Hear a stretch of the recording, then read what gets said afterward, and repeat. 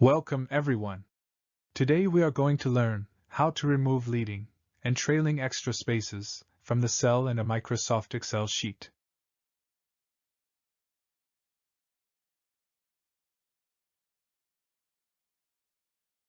This is a sample Excel data containing extra white spaces in the cells.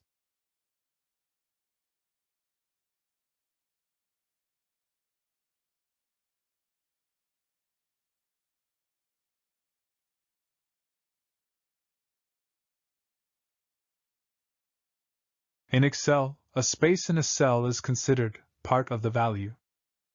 As you can see, the values shown on the screen are not regarded as equal by the Excel.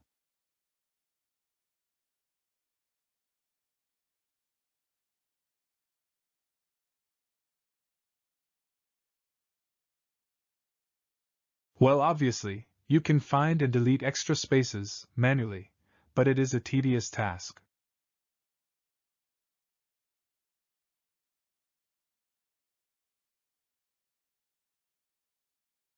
Fortunately, you can use the Excel trim function to complete the task in seconds.